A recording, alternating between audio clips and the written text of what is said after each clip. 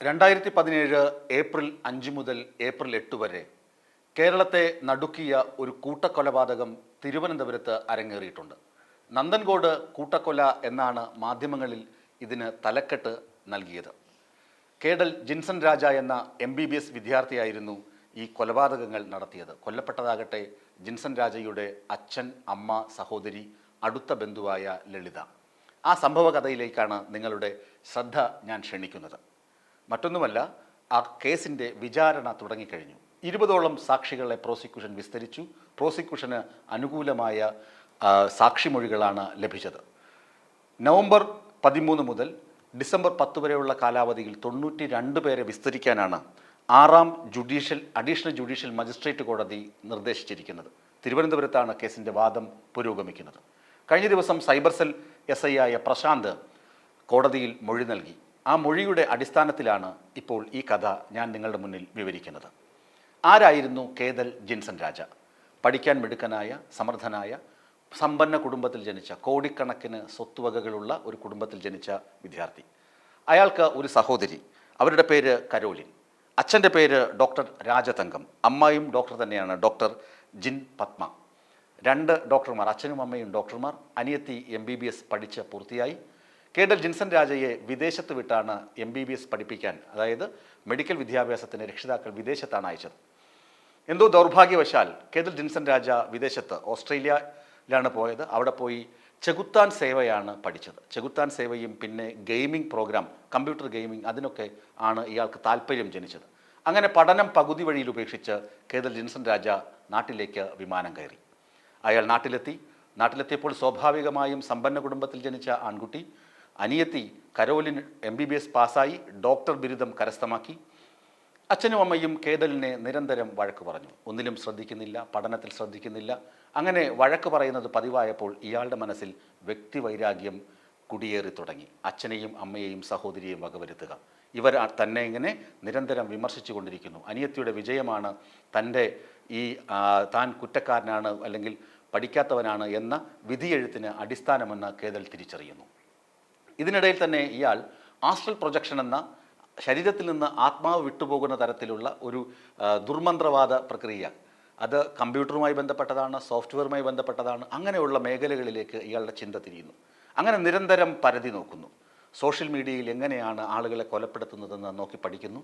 പിന്നെ മഴു ഉപയോഗിച്ച് ആളുകളെ എങ്ങനെയാണ് കൊലപ്പെടുത്തുന്നത് എന്ന് പരിശോധിക്കുന്നു. എന്നിട്ട് ഓൺലൈൻ വഴി ഒരു മഴു വാങ്ങുന്നു. ഇതൊക്കെ രക്ഷിതാക്കൾ ശ്രദ്ധിക്കണമായിരുന്നു. രക്ഷിതാക്കളുടെ ശ്രദ്ധക്കുറവും ഈ കൊലപാതകത്തിലേക്ക് അല്ലെങ്കിൽ കൊലപാതക പരമ്പരയിലേക്ക് കാര്യങ്ങളെ കൊണ്ട് എത്തിച്ചിട്ടുണ്ട്. ഇയാൾ മഴു വാങ്ങി, എന്നിട്ട് ഡമ്മി പരീക്ഷണം നടത്തി. ഇയാൾ മുറിയിൽ എന്ത് ചെയ്യുന്നു, എന്തൊക്കെയാണ് ചെയ്തുകൊണ്ടിരിക്കുന്നത് എന്ന് പോലും രക്ഷിതാക്കൾ നോക്കിയതേ ഇല്ല. ഡമ്മി പരീക്ഷണമൊക്കെ കഴിഞ്ഞ ശേഷമാണ് 2017 ഏപ്രിൽ 5 മുതൽ 8 വരെ 5 ബുധൻ, 6 വ്യാഴം, 7 വെള്ളി, 8 ശനി, ഈ 4 ദിവസങ്ങളിലായി 4 അരും കൊലകൾ. ഇത് ഇയാൾ വിളിച്ചു വരുത്തിയത്. ആദ്യം ഇയാളൊരു പ്രോജക്റ്റ് ചെയ്തു എന്ന് പറഞ്ഞ് അച്ഛനെയാണ് ആദ്യം വിളിക്കുന്നത്. അപ്പോൾ അച്ഛൻ വരുന്നു, രാജതങ്കം പ്രോജക്റ്റ് കാണാൻ മുറിയിൽ കയറുന്നു. അച്ഛനെ മഴുകൊണ്ട് വെട്ടി കൊലപ്പെടുത്തുന്നു. പിന്നാലെ അമ്മ, അനിയത്തി, ഈ 3 പേരെയും വെട്ടിക്കൊന്നതിന് ശേഷം അവരെ തീയിടുന്നു, അവരുടെ ശരീരത്തിന് തീ വയ്ക്കുന്നു. ഇത് ബന്ധുവായ സ്ത്രീ കാണുന്നു, ലളിതയെയും മാരകമായി വെട്ടിക്കൊല്ലുന്നു. എന്നിട്ട് പുതപ്പ് കൊണ്ട് മൂടി. അവരുടെ ദേഹത്തും തീ കൊളുത്താൻ ശ്രമിച്ചിട്ടുണ്ടെങ്കിലും അവർ മുഴുവൻ കത്തിക്കരിഞ്ഞു പോയില്ല. അസാധ്യമായ അത് എവിടെയാണ് നടക്കുന്നത്? സംഭവം ക്ലിഫ് ഹൗസ്, മുഖ്യമന്ത്രിയുടെ വീടിൻ്റെ വെളിപ്പാടകലയാണ് ഈ വീടുള്ളത്. മുഖ്യമന്ത്രിയുടെ വീടിന് വെളിപ്പാടകലുള്ള ബേസിൻ വില്ലയിലാണ് ഈ കൊലപാതകങ്ങളൊക്കെ നടക്കുന്നത്. വീട്ടിൽ നിന്ന് അസാധാരണമായ പുകയും ദുർഗന്ധമൊക്കെ വമിക്കുന്നത് കണ്ട് നാട്ടുകാരാണ് പോലീസിനെ വിവരമറിയിക്കുന്നത്. പോലീസ് എത്തുമ്പോൾ കണ്ട കാഴ്ച ഞെട്ടിക്കുന്നതായിരുന്നു. 1ാം നിലയിൽ കത്തിക്കരിഞ്ഞ് അസ്ഥി മാത്രം ശേഷിക്കുന്ന 3 മൃതദേഹങ്ങൾ, തൊട്ടടുത്ത് പുതപ്പിൽ പൊതിഞ്ഞ രീതിയിൽ മറ്റൊരു മൃതദേഹം. പോലീസ് ആകെ ഞെട്ടി. യാതൊരു തെളിവുകളും പ്രത്യക്ഷത്തിൽ കാണാനില്ല. അപ്പോൾ ഈ ദമ്പതികൾക്ക് 2 മക്കളുണ്ടായിരുന്നുവെന്നും അതിൽ ഒരു മകൻ മിസ്സിംഗ് ആണെന്നും അയൽപക്കക്കാരിൽ നിന്ന് അറിയുന്ന പോലീസ് ഇയാൾക്ക് വേണ്ടിയുള്ള തെരച്ചിൽ ആരംഭിക്കുന്നു. ഇയാൾ ചെയ്തത്, കൊലപാതകമൊക്കെ നടത്തിയ ശേഷം തമ്പാനൂർ റെയിൽവേ സ്റ്റേഷനിലെത്തി ചെന്നൈയിലേക്ക് ട്രെയിൻ കയറി. ചെന്നൈയിലെത്തി അവിടെ നിന്നാണ് പോലീസ് പിന്നെ കസ്റ്റഡിയിലെടുക്കുന്നതും തിരുവനന്തപുരത്തേക്ക് കൊണ്ടുവരുന്നതും. അങ്ങനെ ഇയാളെ പോലീസ് സ്റ്റേഷനിൽ എത്തിച്ചു, തമ്പാനൂർ പോലീസ് സ്റ്റേഷനിൽ എത്തിച്ചു, പിന്നെ മ്യൂസിയം സ്റ്റേഷനിൽ എത്തിച്ചു, ചോദ്യങ്ങൾ ചെയ്തു. അപ്പോൾ മനസ്സിലായി ഇയാൾക്ക് മാനസിക നില തെറ്റിയിട്ടുണ്ട്. മാനസിക പ്രശ്നമുണ്ട്, ഇയാൾ ആസ്ട്രൽ പ്രൊജക്ഷൻ, ചെകുത്താൻ സേവ അതിലൊക്കെ അഡിക്റ്റായിപ്പോയി. പോലീസ് പിന്നെ തെളിവുകൾ ശേഖരിച്ചു. ഇയാളുടെ ലാപ്ടോപ്പും അതുപോലെ തന്നെ മറ്റ് തെളിവുകളും പരിശോധിച്ചപ്പോൾ പോലീസിന് കൃത്യമായ തെളിവുകൾ കിട്ടി ഇയാൾ ആസൂത്രണം ചെയ്തത്. അതിനു മുമ്പ് തന്നെ ഇയാൾ ഒരിക്കൽ അച്ഛനെയും അമ്മയും സഹോദരിയെയും കൊല്ലാൻ ശ്രമിച്ചിരുന്നു.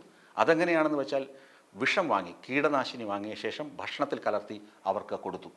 അവരൊക്കെ ഛർദ്ദിച്ചെങ്കിലും കേതലിൻ്റെ ചതിയാണിത്, കേതൽ വിഷം കലർത്തിയത് കൊണ്ടാണ് ഇങ്ങനെ ഛർദ്ദിച്ചത്, അല്ലെങ്കിൽ ആരോഗ്യ പ്രശ്നങ്ങൾ ഉണ്ടായതെന്ന് ഡോക്ടർ ദമ്പതികൾക്ക് പോലും മനസ്സിലായില്ല. അത്ര മിടുക്ക് ഈ ആസൂത്രണത്തിൽ ഇയാൾ കാട്ടിയിരുന്നു. എല്ലാ തെളിവുകളും പോലീസ് ശേഖരിച്ചു, കോടതിയിൽ കുറ്റപത്രവും സമർപ്പിച്ചു. 2017 ഏപ്രിൽ മാസത്തിലാണ് കൊലപാതകങ്ങൾ നടന്നത്. 2018 പോലീസ് കുറ്റപത്രം കോടതിയിൽ നൽകിയത്. കോടതി ഇയാളെ മാനസിക ആരോഗ്യ കേന്ദ്രത്തിൽ ചികിത്സയ്ക്ക് പ്രവേശിപ്പിക്കണമെന്ന് നിർദ്ദേശിച്ചു. അങ്ങനെ ചികിത്സകൾ നൽകി. ഇയാൾ ഒരു തരത്തിലും മാനസിക വിഭ്രാന്തിയിൽ നിന്ന് മോചിതനായിരുന്നില്ല കുറേ കാലത്തേക്ക്. ഇടയ്ക്ക് ഇയാളുടെ ശ്വാസനാളത്തിൽ ഭക്ഷണം കുടുങ്ങി ഇയാളെ ആശുപത്രിയിൽ പ്രവേശിപ്പിച്ചിരുന്നു. ഗുരുതരമായ ആരോഗ്യ പ്രശ്നമാണെന്ന് പുറം ലോകമറിഞ്ഞു. ഡോക്ടർമാർ ഇടപെട്ട് നന്നായിട്ട് ട്രീറ്റ് ചെയ്ത് ജീവൻ രക്ഷിച്ച് തിരിച്ച് വീണ്ടും ജയിലിലെത്തി. കേതൽ ജിൻസൺ രാജ 2 തവണ കോടതിയെ സമീപിച്ചു. ഒന്ന്, ഒരു ഹർജി നൽകി. എന്താണെന്ന് വെച്ചാൽ താന് മാനസികമായും ശാരീരികമായും പ്രശ്നങ്ങൾ നേരിടുന്ന ആളാണ്. തനിക്ക് വിചാരണ കേട്ട് മനസ്സിലാക്കാനുള്ള മാനസിക പക്വതയോ അറിവോ ഇല്ല. തന്നെ കുറ്റവിമുക്തനാക്കണം, താൻ മാനസിക രോഗിയായിരുന്നപ്പോഴാണ് ഈ കൃത്യങ്ങൾ ചെയ്തത് എന്ന തരത്തിലായിരുന്നു ഇയാളുടെ ഒരു ഹർജി. ആ ഹർജി കോടതി തള്ളി. അതുപോലെ തന്നെ ജാമ്യാപേക്ഷയും കോടതി തള്ളി. എന്നിട്ടാണ് 6ാം അഡീഷണൽ സെഷൻസ് കോടതി ഇപ്പോൾ വിചാരണ തുടങ്ങിയിരിക്കുന്നത്. ഇയാൾക്ക് എതിരെ ചാർത്തപ്പെട്ട കുറ്റങ്ങളെന്ന് പറഞ്ഞാൽ IPC, ഇന്ത്യൻ പീനൽ കോഡ്, പുതിയ നിയമസംഹിതയൊക്കെ വരുന്നതിന് മുമ്പുള്ള കേസായതുകൊണ്ട് പഴയ നിയമങ്ങളനുസരിച്ചുള്ള കേസാണ് എടുത്തിട്ടുള്ളത്. IPC 302 കൊലപാതകം, അതും കൂട്ടക്കൊലപാതകം. 2 436 സെഷൻ 436 അനുസരിച്ചുള്ള വീടിന് തീവയ്ക്കൽ. പിന്നെ 1 തെളിവ് നശിപ്പിക്കൽ 201 സെഷൻ. ഈ 3 കുറ്റങ്ങളാണ് ഇയാൾക്ക് നേരെ ചുമത്തിയിട്ടുള്ളത്. തീർച്ചയായും ഈ വിചാരണയിൽ പോലീസ് കഴിഞ്ഞ ദിവസം സൈബർ സെൽ SI പ്രശാന്ത് കൊടുത്ത മൊഴി കൃത്യമായിരുന്നു. പ്രശാന്തിൻ്റെ മൊഴിയിലാണ് ഞെട്ടിക്കുന്ന വിവരങ്ങളൊക്കെ ഉള്ളത്. ഇയാൾ ആസൂത്രണം ചെയ്ത് നടപ്പിലാക്കിയതാണ് കൊലപാതകമെന്ന് പോലീസിൻ്റെ കുറ്റപത്രത്തിലും പറയുന്നുണ്ട്. ആസൂത്രണം എങ്ങനെ? 1, വ്യക്തിവൈരാഗ്യം. അതിന് കാരണം ഇയാൾ പഠനത്തിൽ ഉഴപ്പി വിദേശത്ത് പഠിക്കാൻ വിട്ടപ്പോൾ അവിടെ പോയി ഗെയിമിംഗ് പ്രോഗ്രാമും അതിലോടൊക്കെ തൽപരനായി ചെകുത്താൻ സേവ പഠിച്ചു. അങ്ങനെ പഠനം പകുതി വഴിക്ക് നിർത്തി തിരികെ വന്നു.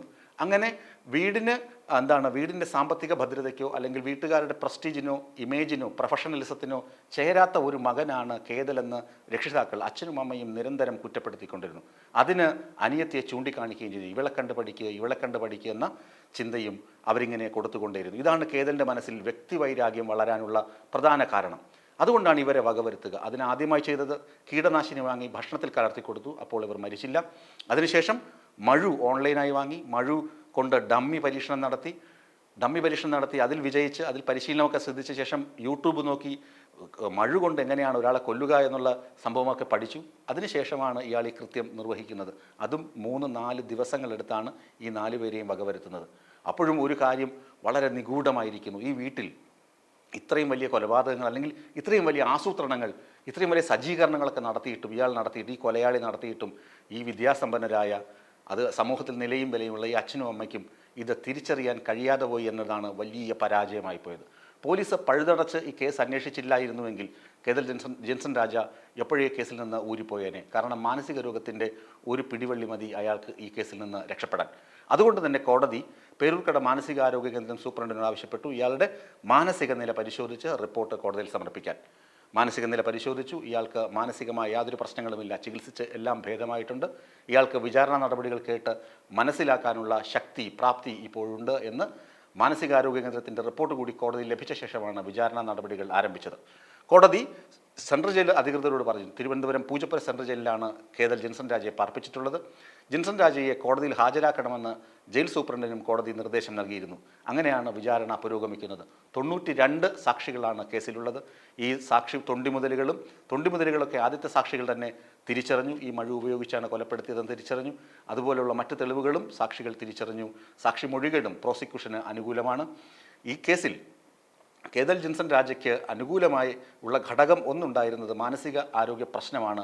അത് ഇപ്പോഴില്ല എന്ന സർട്ടിഫിക്കറ്റ് ലഭിച്ചതോടെ കേതൽ ജിൻസൺ രാജയെ കാത്തിരിക്കുന്നത് രാജ്യത്തെ ഏറ്റവും പരമാവധി ശക്തമായ ശിക്ഷ തന്നെയായിരിക്കും കാത്തിരിക്കുന്നത്. അതുമാത്രമല്ല, ഇയാൾക്ക് മറ്റ് ബന്ധുക്കളില്ല. ഒരു വൃദ്ധനായ ഒരാൾ ഇയാളെ ജയിലിൽ സന്ദർശിക്കുന്ന എന്നല്ലാതെ മറ്റ് ബന്ധുക്കളോ സ്വന്തക്കാരോ ആയിട്ട് ആരും തന്നെ ഇയാളെ ജയിലിൽ സന്ദർശിക്കാറില്ലെന്നാണ് ജയിലിൽ നിന്നുള്ള റിപ്പോർട്ടുകൾ.